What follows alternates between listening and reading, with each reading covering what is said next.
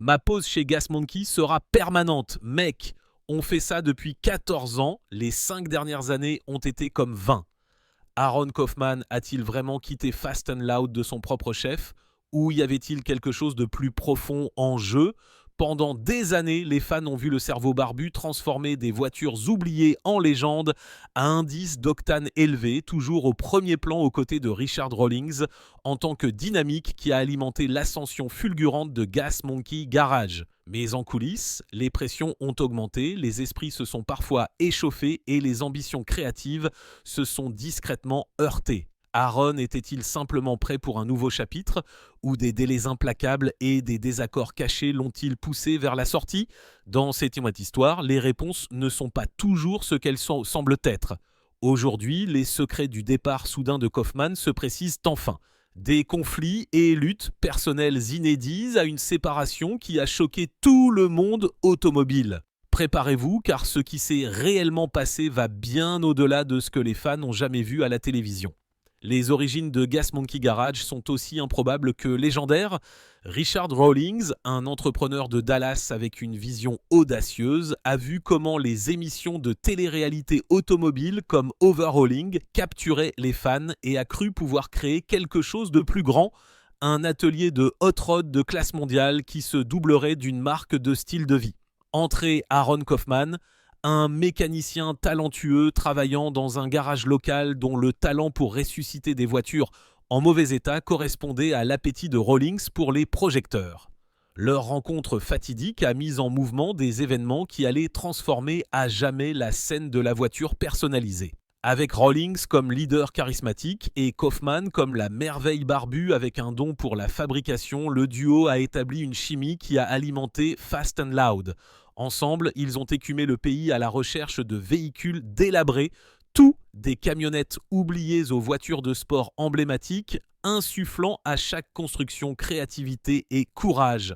Les projets notables incluent le Volkswagen Microbus de 1966, une Ford GT, surnommée BADGT avec 2700 chevaux et la Mustang de l'affaire Thomas Crown. Le format de l'émission, les montages rapides et un mélange de drame et de prouesses techniques ont captivé les téléspectateurs, classant régulièrement Fast and Loud comme l'une des meilleures émissions automobiles de la télévision pendant 16 saisons à succès.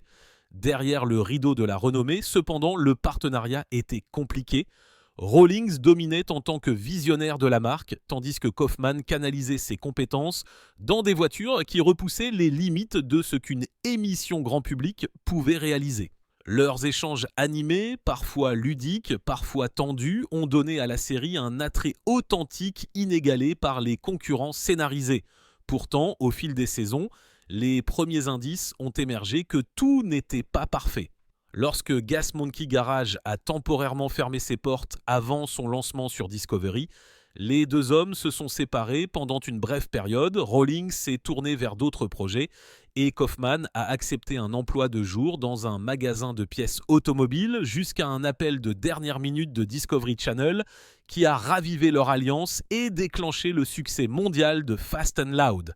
Alors que la popularité de Fast and Loud montait en flèche, l'étincelle initiale entre Rawlings et Kaufman s'est parfois essoufflée sous le poids d'attentes élevées, des délais de télévision et des pressions croissantes pour maintenir le drame en vie. Leur synergie a alimenté des moments inoubliables, des courses à plein régime, des enchères impitoyables et des disputes enflammées qui ont montré aux téléspectateurs de vrais enjeux et de vraies personnalités. Mais pour ceux qui étaient attentifs, il était clair, même dès les premières saisons, que l'équipe de rêve était bâtie sur plus que de la puissance. C'était un partenariat défini à la fois par des triomphes et des tensions, avec des racines bien plus profondes que ce que la télévision n'a jamais montré. Alors que Fast and Loud explosait en un phénomène mondial, la camaraderie originale qui a fait le succès de l'émission a commencé à montrer des signes de tension. La renommée a amplifié les différences entre Richard Rawlings et Aaron Kaufman, remodelant la façon dont les décisions étaient prises et dont l'équipe fonctionnait en coulisses. À chaque saison, les enjeux augmentaient. Les sponsors en voulaient plus, le public exigeait des spectacles encore plus grandioses et le calendrier de la télévision est devenu plus implacable. Au fond, Aaron Kaufman est resté fidèle à son perfectionnisme de marque. Il considérait chaque construction comme une opportunité d'innover, insistant sur la liberté créative pour expérimenter de nouvelles cités techniques et des normes de restauration plus élevées. Richard Rawlings, quant à lui, se concentrait sur le maintien de la machine en mouvement, des délais d'exécution rapides, une grande visibilité et des projets conçus pour attirer les cautions d'écoute, même si cela signifiait couper les coins ronds ou se contenter d'une révision moins ambitieuse. L'équipe a été poussée à livrer des voitures époustouflantes dans des délais que le monde réel ne permettrait jamais. Pour Kaufman, chaque détail ignoré ou délai précipité était un compromis. Et pour Rawlings, chaque retard était un risque.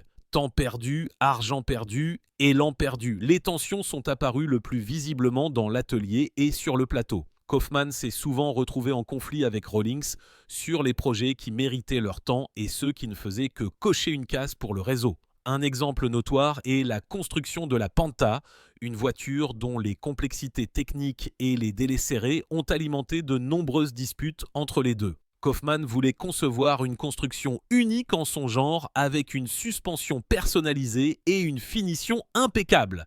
Mais les horaires de la télévision ont forcé le projet à avancer à une vitesse fulgurante. Le résultat final, bien que spectaculaire pour les caméras, a laissé Kaufman insatisfait, un sentiment qu'il a partagé plus tard dans des interviews. La charge de travail intense a révélé d'autres fissures, ce que les fans considéraient comme des plaisanteries amicales à la caméra, masquées parfois de vifs désaccords hors écran. Les membres de l'équipe se souviennent de débats houleux, de plans mis au rebut et de longues nuits où les visions créatives semblaient impossibles à concilier alors que les délais se resserraient et que les épisodes devaient être livrés quoi qu'il arrive. La vision artistique d'Aaron s'est heurtée de plein fouet à l'attention croissante de Rawlings sur le divertissement et la marque. Les deux ont autrefois décrit leur chimie comme le mélange qui a rendu Gas Monkey Garage célèbre. Pourtant, à la 7e saison, cette même magie est devenue une source de friction. Au fil du temps, les conversations sont passées des rêves créatifs à la gestion de projet et les pauses déjeuner ont été remplacées par des réunions de production. Le lien qui avait lancé Gas Monkey Garage était mis à l'épreuve par la même renommée qui a fait sa légende et les fans qui savaient tout regarder pouvaient voir les premières fissures visibles dans la dynamique de l'équipe de rêve. Les tensions ont couvé chez Gas Monkey Garage bien avant que les caméras ne s'éteignent et qu'Aaron Kaufman ne parte pour de bon. Le cœur de ces affrontements créatifs était une différence de philosophie. Rawlings dirigeait l'atelier comme un moteur de divertissement imposant des délais et du drame, tandis que Kaufman se battait pour la perfection, obsédant sur les détails qui faisaient de chaque voiture plus qu'une simple marchandise. Ce bras de fer invisible s'est transformé en dispute houleuse, en silence maussade et en le genre de pression qu'aucun montage ne pouvait entièrement masquer. De nombreuses nuits dans le garage se sont terminées par des mots durs et des frustrations non résolues. L'insistance de Kaufman à tout faire correctement signifiait souvent de jeter des sections entières de travail s'il repérait des défauts mineurs, ce qui exaspérait Rawlings et l'équipe de production. Les membres de l'équipe se souviennent de disputes en coulisses où les cris couvraient le bruit habituel des outils. Les délais serrés n'ont fait qu'alimenter la tension. Chaque minute passée à retravailler un détail était une minute perdue dans ce que Rawlings considérait comme le résultat net. Un exemple notoire est le projet Lamborghini Pantara, une construction si ambitieuse qu'elle a presque déchiré l'équipe. Kaufman voulait créer une merveille d'ingénierie avec une suspension personnalisée et une finition de qualité exposition. Rawlings, sous la pression du calendrier de tournage et des sponsors de Discovery Network, insistait sur le fait que la voiture devait simplement être belle pour les caméras et être terminée à temps. Les désaccords ont atteint leur paroxysme avec des délais non respectés et des accès de colère, entraînant des disputes qui se sont propagées sur le plancher de l'atelier et ont même fait leur chemin dans certaines scènes non scénarisées. Dans des interviews des années plus tard, Kaufman a admis que cette construction de la Panta était un point de bascule.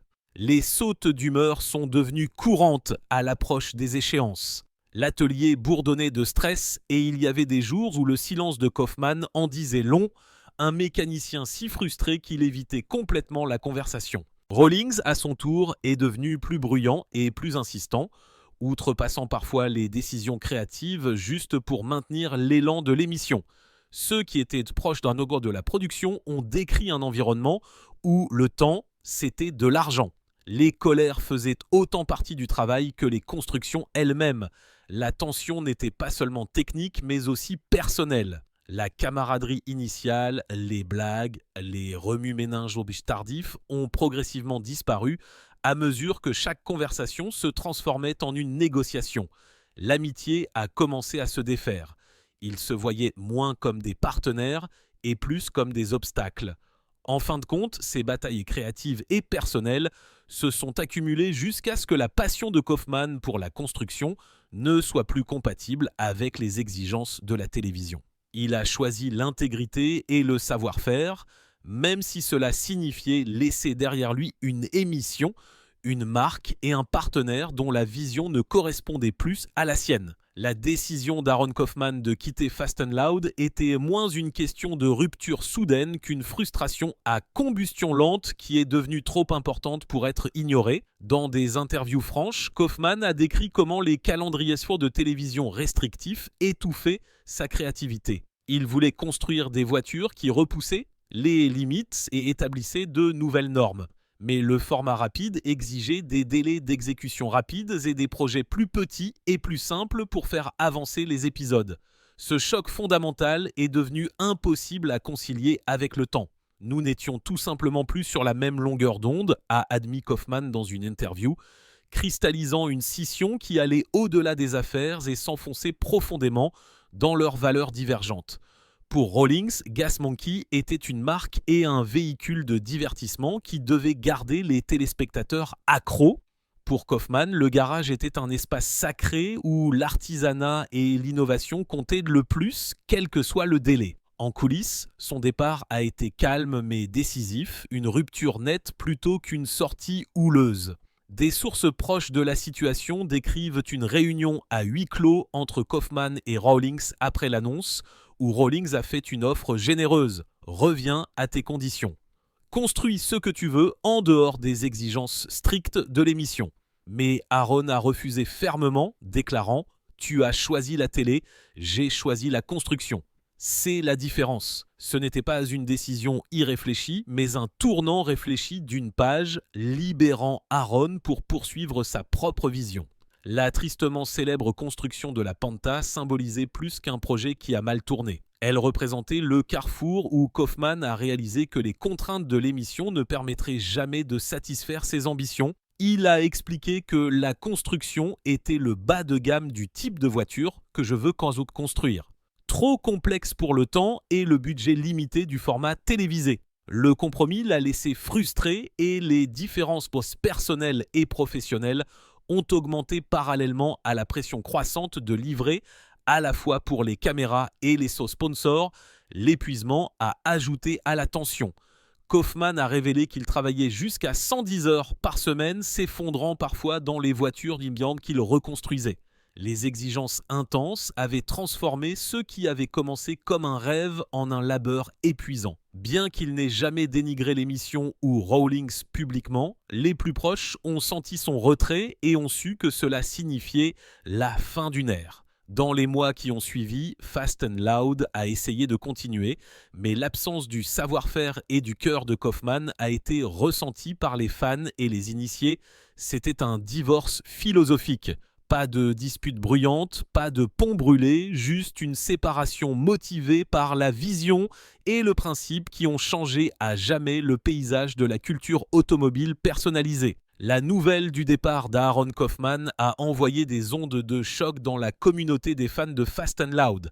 Les fans en étaient venus à considérer Kaufman non seulement comme un mécanicien, mais comme le cœur et l'âme de Gas Monkey Garage, un génie créatif dont la présence calme mais confiante équilibrait le charisme fougueux de Richard Rawlings. Lorsque son départ a été annoncé, de nombreux téléspectateurs ont eu l'impression de perdre un morceau de la magie de l'émission, ce qui a déclenché un déferlement de déception et de confusion sur les médias sociaux et les forums de fans. Internet était en effervescence de spéculations, de rumeurs et d'un sentiment de perte partagée. Comme l'a fait écho un sentiment populaire, ce ne sera plus pareil sans Aaron.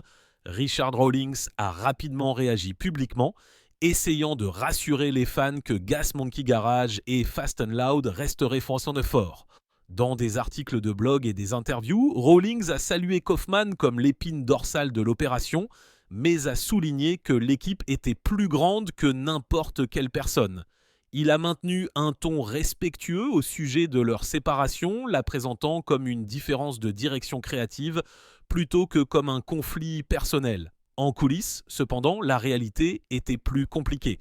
Rawlings a avoué lors de récentes interviews de podcast que l'absence de Kaufman a laissé un vide difficile à combler et qu'il réfléchissait souvent à leur partenariat avec un mélange de fierté et de regret.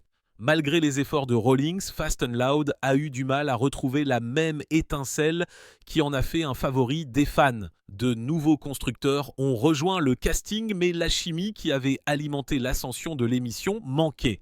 L'audience a diminué régulièrement alors que les fans déploraient la perte de la dynamique du duo original. Le passage de l'émission de construction automobile complexe et ambitieuse à des projets plus rapides et plus commerciaux a laissé de nombreux téléspectateurs de longue date déconnectés, un sentiment clairement exprimé dans d'innombrables discussions et critiques en ligne. En privé, Rawlings a cherché la réconciliation et des conversations plus approfondies avec Kaufman. Des sources affirment qu'une réunion privée a eu lieu où Rawlings a offert à Kaufman une chance de revenir à ses conditions pour construire des voitures à sa façon avec moins d'interférences.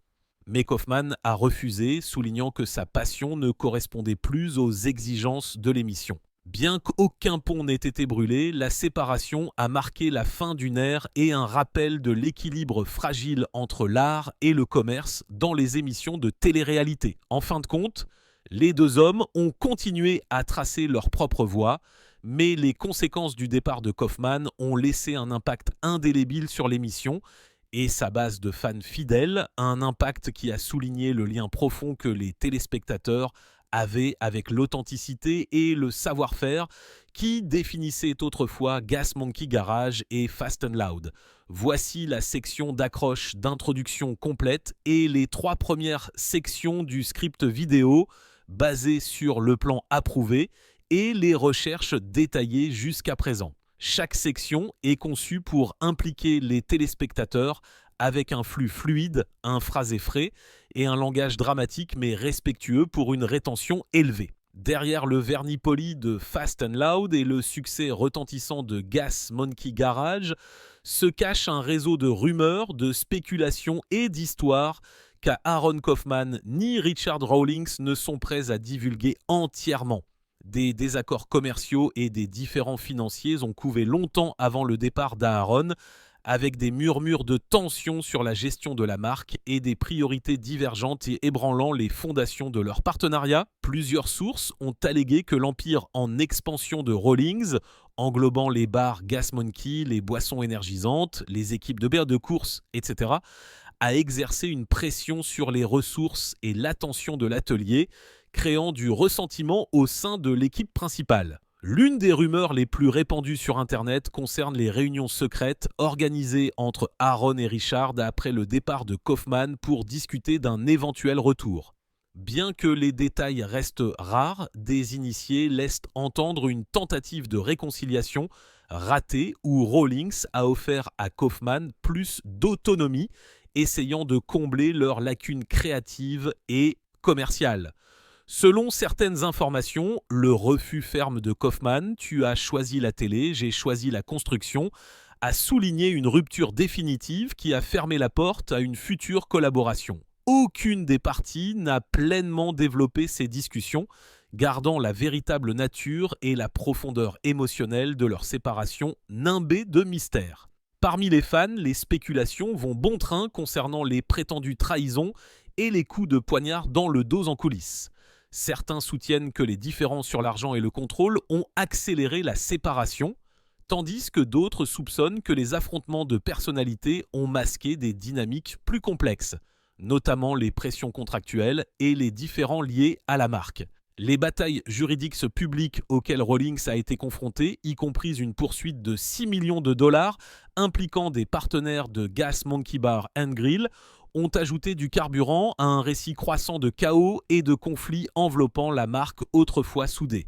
Kaufman et Rawlings restent prudents dans les interviews, naviguant avec précaution dans la soif de drame des fans de YouTube tout en évitant les accusations directes ou les récits détaillés. Ce silence favorise l'intrigue mais aussi la frustration. Les téléspectateurs ont l'impression de n'avoir reçu que la moitié de l'histoire. Bien que la véritable rupture se déroule dans des conversations privées et à huis clos, le récit de deux amis devenus rivaux est convaincant, mais la vérité complète ne sera peut-être jamais racontée, laissant les fans reconstituer des indices à partir d'interviews, de poursuites judiciaires et de rumeurs sur Internet. En fin de compte, les vérités cachées derrière la saga Gas Monkey révèlent les pressions intenses de la fusion de projets passionnés avec les réalités commerciales. Dans le monde de la télé-réalité, où l'image et les codes solides d'écoute comptent autant que le savoir-faire, l'histoire de Kaufman et Rawlings est un cas complexe de rêve créatif qui se heurte en tant aux exigences commerciales, où personne ne s'en sort indemne et où certaines vérités restent mieux tues. Après avoir quitté Fast and Loud, Aaron Kaufman a fait un pas audacieux vers la reconquête de sa passion à ses propres conditions. Il a ouvert Arclight Fabrication, un atelier de boutique à Dallas, dédié à la construction de voitures classiques et personnalisées sans délai serré ni pression du réseau. Aaron a joué dans sa propre émission Shifting Gears with Aaron Kaufman, où il s'est concentré sur des projets qui ont vraiment enflammé sa créativité. De la restauration de camionnettes Ford anciennes à la transformation d'un International Scout de 1971 en une voiture de course Ultra 4 homologuée pour la route, Aaron a finalement eu la liberté de repousser les limites à son propre rythme. L'émission a offert un retour rafraîchissant à l'artisanat et à la passion, même si elle s'est terminée après 2 saisons avec des fans toujours désireux de voir plus de son travail. Son nouveau chemin reflète une vision claire. La qualité, l'innovation et la joie plutôt que les codes d'écoute. Richard Rawlings a choisi une voie différente, se concentrant sur le maintien et la réinvention de la marque Gas Monkey. Au-delà des projecteurs de la télévision, bien que Fast and Loud se soit terminé en 2020, Gas Monkey Garage est resté actif en tant qu'atelier de voitures personnalisées. Rawlings s'est également étendu à des entreprises de style de vie telles que les bars et grilles Gas Monkey, les salles de concert et les gammes de produits dérivés qui ont maintenu la marque en vie pour les fans fidèles. Il est passé de la télévision hebdomadaire aux plateformes de médias sociaux comme YouTube et Instagram, où il a documenté le fonctionnement quotidien du garage et a continué à engager la communauté automobile. Cette évolution a également entraîné de nouveaux défis, notamment des difficultés financières et des problèmes de santé. Mais Rawlings reste déterminé à préserver l'héritage de Gas Monkey et à s'adapter à un paysage médiatique en mutation. Leurs chemins divergents révèlent beaucoup sur ce que chaque homme valorisait le plus. Le départ d'Aaron Kaufman et les projets ultérieurs mettent en évidence un dévouement à l'artisanat où la construction de la voiture parfaite signifie tout bien au-delà des exigences des horaires de télévision ou des attentes du réseau. Richard Rawlings, d'autre part, a embrassé le côté de la construction de la marque de l'entreprise, équilibrant le sens du spectacle, l'entrepreneuriat et l'engagement des fans pour faire de Gas Monkey un nom familier. Les parcours des deux hommes mettent en évidence différents aspects de la culture automobile personnalisée. La pure passion de la fabrication pratique et le sens commercial nécessaire pour survivre sous les projecteurs. Bien qu'ils se soient séparés, leurs héritages restent liés, chacun reflétant les rêves et les compromis qu'ils ont faits en cours de route. La séparation entre Aaron Kaufman et Richard Rawlings met à nu les véritables défis de la construction de quelque chose d'authentique sous les projecteurs incessants de la télé-réalité. Ce n'était jamais simplement une séparation professionnelle, c'était un divorce philosophique, une collision entre l'art et le commerce, la passion et la pression. Pour Aaron, la construction automobile était sacrée, une forme d'art qui exigeait du temps, du soin et de la liberté. Pour Rawlings, Gas Monkey était une marque qui nécessitait des délais, des codes d'écoute et une survie commerciale. Lorsque ces valeurs fondamentales se sont heurtées, aucune des parties n'était disposée à faire des compromis et la rupture était inévitable. En coulisses, la tristesse tranquille persistait. Rawlings a parlé du profond respect qu'il a toujours pour Kaufman, le meilleur constructeur avec lequel il ait jamais travaillé, et a admis que cette perte avait laissé un vide au cœur de Gas Monkey Garage. Pourtant, il reconnaît également que la rupture de leur partenariat était une question de timing et de chemin de vie différents, quelque chose qui dépasse les simples corrections ou la réconciliation. Les conversations privées, y compris une rare tentative de faire revenir Kaufman à des conditions plus souples, se sont terminées par un non ferme signalant une rupture nette et non de l'amertume. L'histoire laisse les fans avec des questions persistantes. Et si Aaron était resté, aurait-il pu trouver un terrain d'entente? Ou la pression de la célébrité était-elle destinée à les séparer? La principale leçon qui est claire. Poursuivre la liberté créative et rester fidèle à son art peut avoir un prix élevé, surtout lorsque des intérêts commerciaux et des attentes du public sont en jeu. Aujourd'hui, les deux hommes continuent sur des routes bien séparées, chacun ayant du succès à sa manière, mais à jamais marqué par l'héritage de leur passé commun. Leur histoire rappelle au public que parfois, le choix le plus difficile est de s'éloigner pour protéger sa passion, même si cela signifie laisser derrière soi la gloire, l'amitié et la fortune. Alors, qu'auriez-vous fait à la place d'Aaron? Si vous avez trouvé cette histoire aussi fascinante que nous, n'oubliez pas de cliquer sur j'aime, de laisser un commentaire ci-dessous avec vos réflexions et de vous abonner pour découvrir d'autres histoires révélatrices d'Hollywood et de la télé-réalité.